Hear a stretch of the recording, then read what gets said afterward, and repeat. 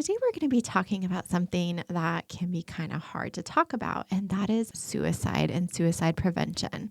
September is Suicide Prevention Awareness Month, and we are going to be tackling this head on today. We're going to talk about myths around suicide. We're going to talk about warning signs that you need to know, and we're going to offer actionable ways to support yourself or a loved one in times of crisis. Now, whether you've been directly impacted by suicide in the past or you just want to better understand how to help, this conversation could save a life. Now, I do want to put a trigger warning on this episode that it's probably not a conversation for smaller kids to hear. And also, of course, if this is triggering for you, this might be an episode that you want to skip and come back next week. Okay, let's go ahead and dive into today's show. Hi, friend. Welcome to the Mental Health Coach podcast. Do you struggle to feel as present and joyful as you'd like to in this season of life? Are you feeling overwhelmed with juggling so much between work, worrying about your kids, and managing all the things? Hi, I'm Jen Alley. I'm a mom, a wife, and a licensed professional counselor. I know that even good lives come with challenges. Parenting struggles, loneliness, marriage problems, trauma, addiction, and financial stress, just to name a few. I have been guilty of trying to get through the hard times alone and presenting a polished exterior while struggling on the inside. In this podcast, I will share brain science, intentional practices, and real-life stories to help you better understand yourself and improve your connection with others. Think of me as your friendly mental health coach. The same way that you turn to a personal trainer for your physical health, I'm here to teach you important emotional and relational skills to help guide you through life's challenges. As a reminder, this podcast is not therapy, but it is a great adjunct to therapy.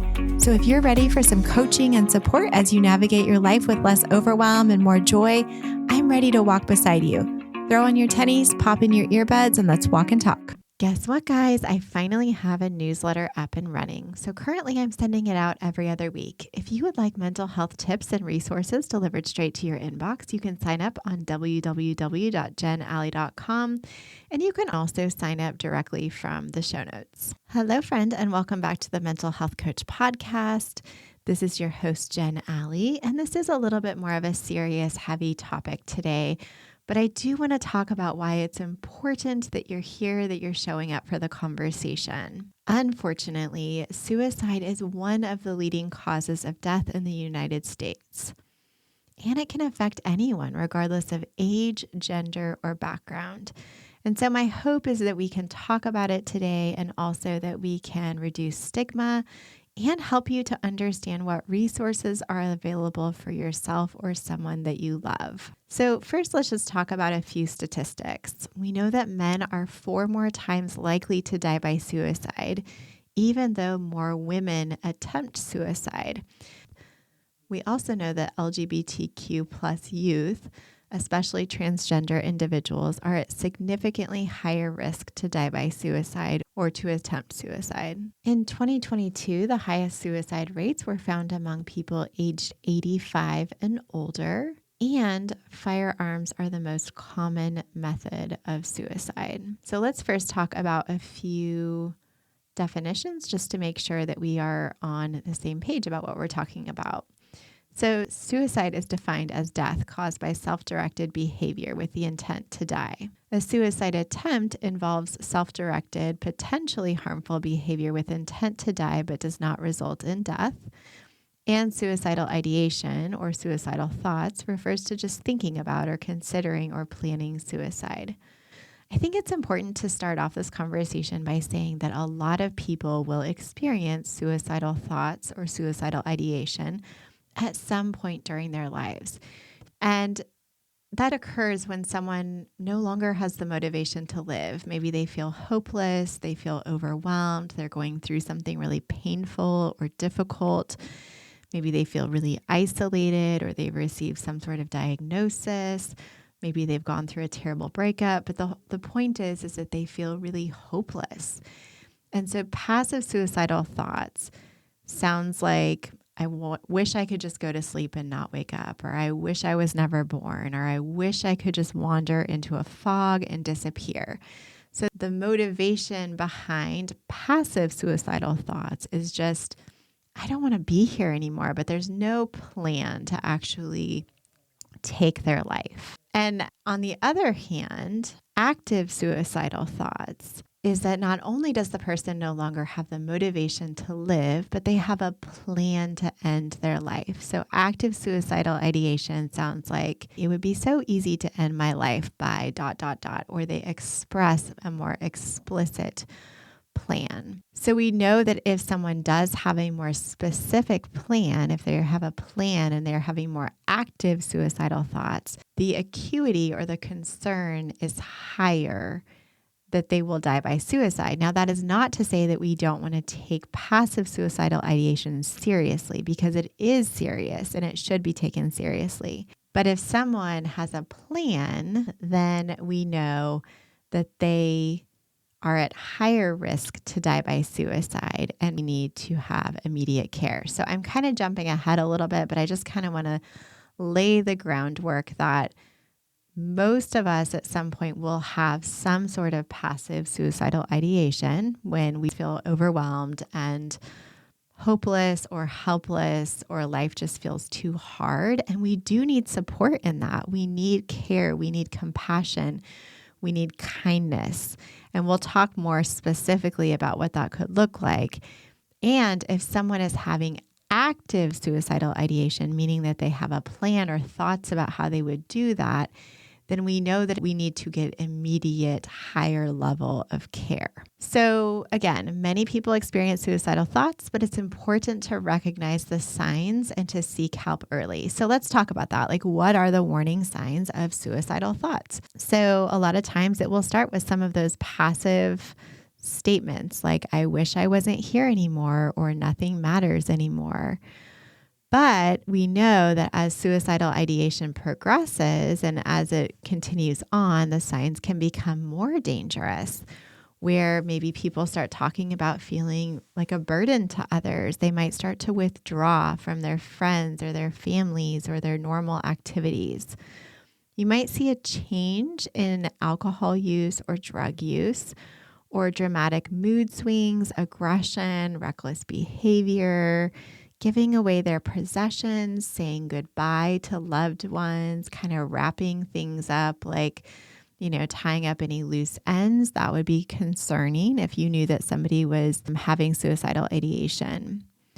We also know that there are some risk factors that make someone more likely to die by suicide or to attempt suicide. So certainly a history of mental health conditions or trauma, substance use or intoxication, access to firearms because they are the leading cause of death by suicide, chronic illness or recent loss, and prolonged stress or recent tragedy, as well as brain injuries. So we know that 46% of people who die by suicide had a known mental health condition, and around 1 in 5 had alcohol in their system at the time of death. The research also shows, though, that undiagnosed mental health issues are probably prevalent in most people who die by suicide. So I want to say, even though this is my job, I'm a mental health therapist, it's still hard when someone is having suicidal ideation when they come to the office. And it's still hard to want to make sure and say the right thing or to do the right thing. And so I just want to assure you, as we start to talk about what you can do, that the best thing you can do is just to be compassionate, to listen, to show care and kindness.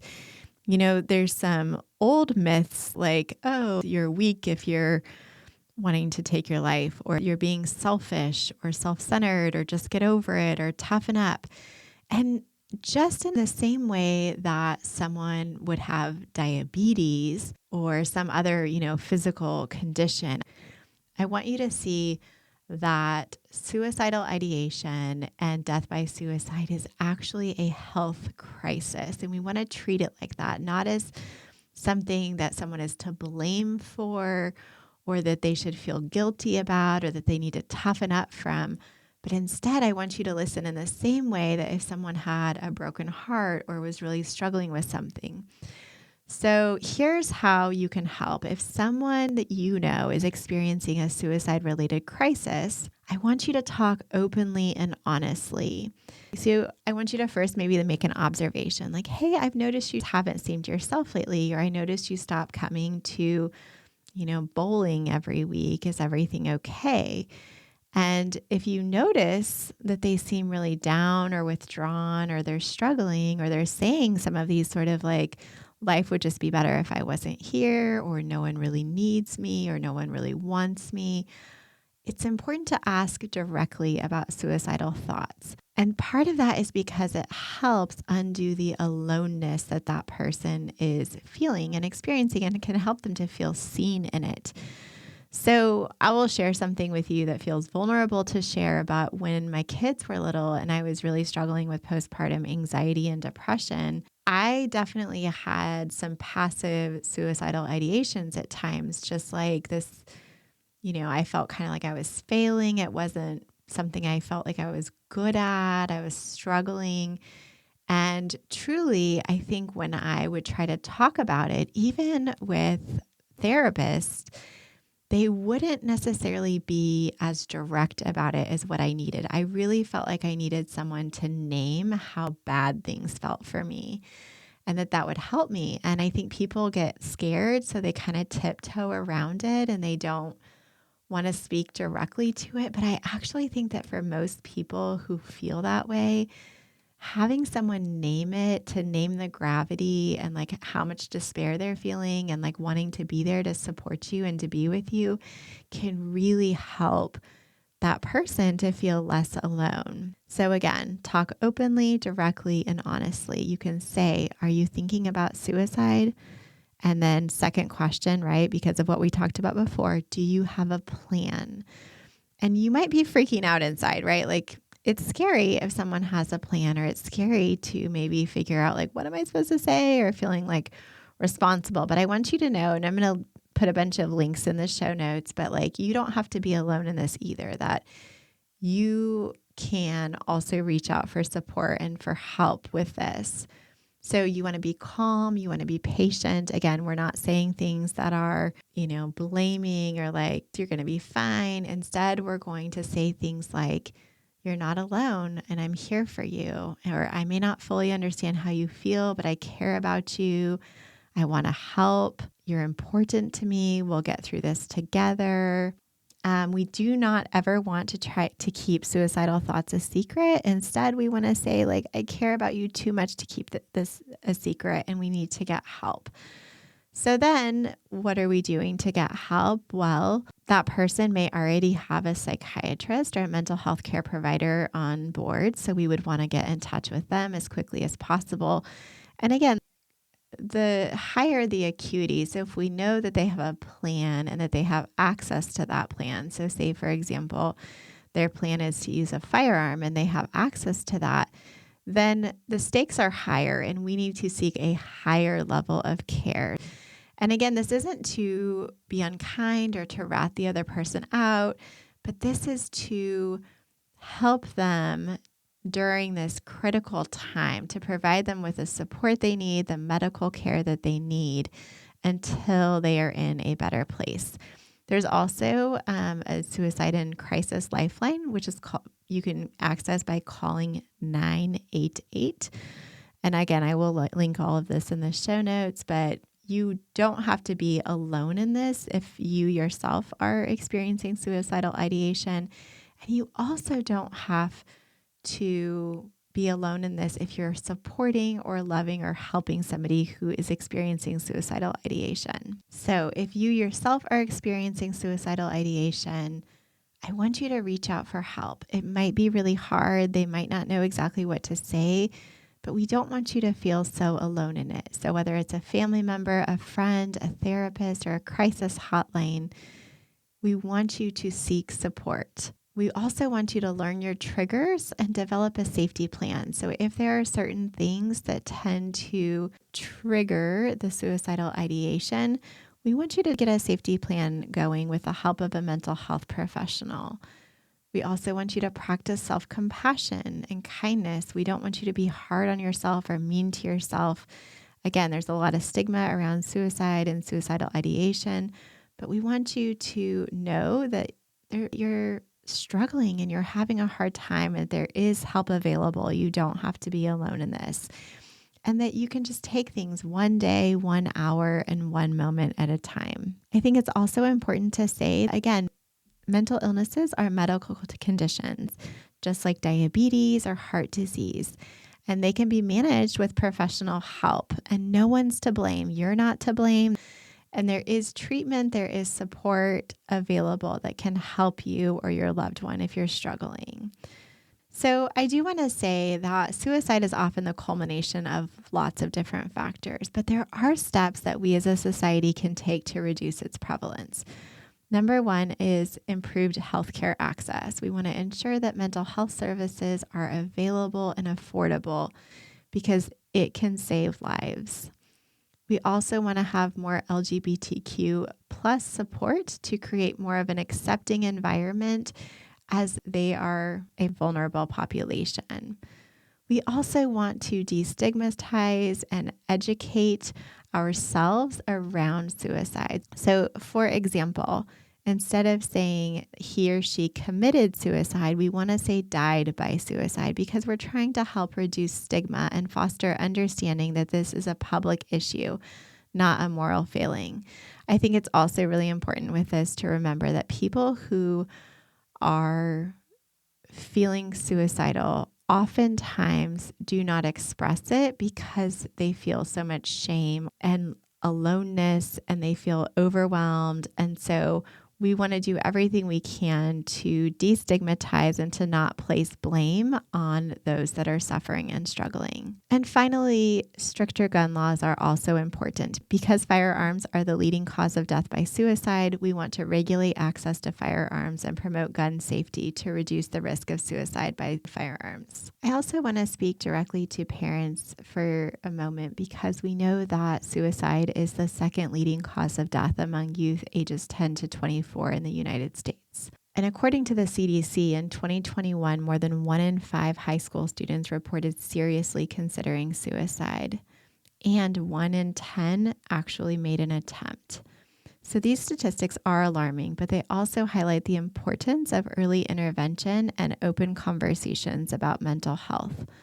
So if your child is expressing suicidal ideation or thoughts, it's really important to take these seriously. I want you to try to listen without judgment or even shame toward yourself. I think it's maybe easy to be hard on yourself or feel like, oh, I'm doing something bad or wrong that my kid is feeling this way. But I want you to try to just be compassionate. You want to ensure that your child feels heard and supported. And you want to seek professional help immediately. And your healthcare professional or your mental health care professional can also support you to help your child because, of course, it's very scary to have a child who is having suicidal ideation. So as parents, we can be a key source of strength and support to our kids. So in conclusion, I just want to remind you that you're not alone. If you or someone you know is struggling, there is help available. I will link some various support and crisis hotlines, as well as NAMI has a really great handout on navigating a mental health crisis. So I will link all of those types of things in the show notes. But let's work together to destigmatize mental health and to support those who need it the most. Thank you so much for listening to this important episode. I hope it encourages open conversations around suicide prevention and gives you the tools to help someone in need. Hey friend, I hope you enjoyed today's show. If so, would you take 30 seconds and leave a written review for the show on Apple Podcasts? Also, please share the show or your favorite episode with a friend so we can grow our community of like-minded parents wanting to feel more present and less overwhelmed in this crazy thing called life with a family. I'll meet you back here next Wednesday with another episode of The Mental Health Coach. Thanks so much for listening.